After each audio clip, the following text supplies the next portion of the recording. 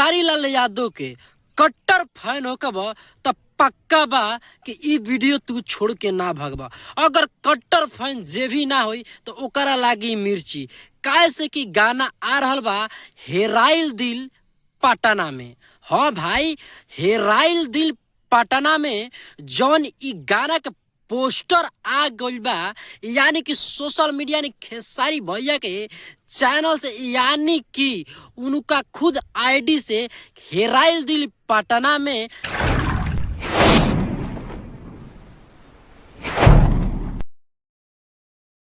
ई पोस्टर के लॉन्च कर दिहल गइल बा।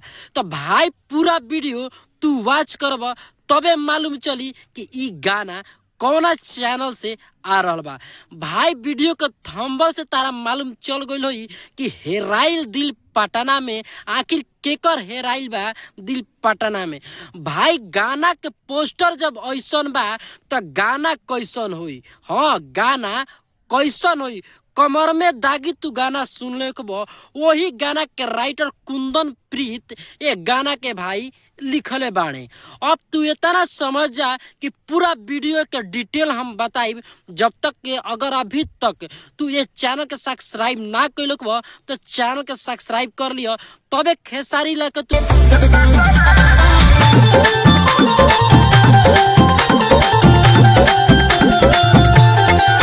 कट्टर फैन होकबा। तो अगर एक बार तोहरा लिखे कोई खेसारी लाल यादव जिंदाबाद, काहे से कि गाना आ रहल बा हेराइल दिल पटना में। तो भाई केकर केकर दिल हेराइल बा पटना में, तो उ एक बार कमेंट में जरूर लिखे कोई कि केकर हेराइल दिल पटना में। अब कुंदन प्रीत भैया के हेराइल दिल पटना में, कि यानी कि प्रिया रघुवंशी के दिल हेराइल दिल पटना में, कि खेसारी भैया के, कि आर्या शर्मा के, यानी ये म्यूजिक भी कैले बने आर्या शर्मा। अगर इनमें मॉडल के बात कल जाओ तो प्रिया रघुवंशी काम कैले बाड़ी वीडियो में। भाई अब लास्ट स्टेप चलता कि आखिर ई गाना कौना चैनल से आई। तो पूरा वीडियो में अंत तक बने रहे कोई। ये सब हम बताओ तनी कि जो नी गाना का पोस्टर ऐसा आज बा, तो मतलब कि जे भी इनकर दुश्मन होई तो उजर के राख हो जाई। तो कहल बा खिस्सा में कि जलने वाले को जलने दो, आगे बढ़ने वाले को बढ़ने दो। तो भाई हो, ई खेसारी लाल भैया के गाना मतलब कि जैसे भी लगन बाकी ही बा, ये से गाना हेराइल दिल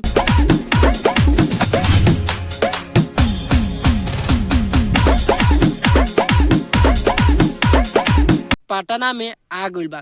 तो भाई लगन में गाना थोड़ा कुछ सब कोई के डाउन बजता, लेकिन ई गाना हमरा 110% बा। हम देखल चाहतानी 1 डे 1 मिलियन ये गाना के व्यू देखल चाहतानी। भाई ये गाना के मतलब कि स्लो मोशन वीडियो भी आ चुकल बा, यानी कि कौना चैनल से पूरा वीडियो में देखम बताओ तनी कौना चैनल ये वीडियो, यानी कि स्लो मोशन आ गइल बा, यानी कि स्पीड भोजपुरी रिकॉर्ड से, स्पीड भोजपुरी रिकॉर्ड से ई गाना रौरा लोग के बीच में आई। ये गाना के यानी पोस्टर पर डेट नहीं लिखल कहिया, लेकिन गाना यानी कि काल ही रउआ लोग के बीच में ई गाना आई। तो भाई अब पूरा ये वीडियो के देखे कोई आ भैया का प्यार और आशीर्वाद दे। अगर जे भी खेसारी भैया का कट्टर फैन यहाँ तक वीडियो देखल बा तो चैनल के सब्सक्राइब और कमेंट में एक बार बताइए कि वीडियो हम के रिव्यू हमारा कैसा लागल। तो चलिए नेक्स्ट वीडियो मिलता नहीं, तब तक खातिर एक बार लिखे कोई जय हो खेसारी भाई के खातिर एक बार हो जाए, यानी कि पूरा बिहारी गाना बजावे कोई भाई।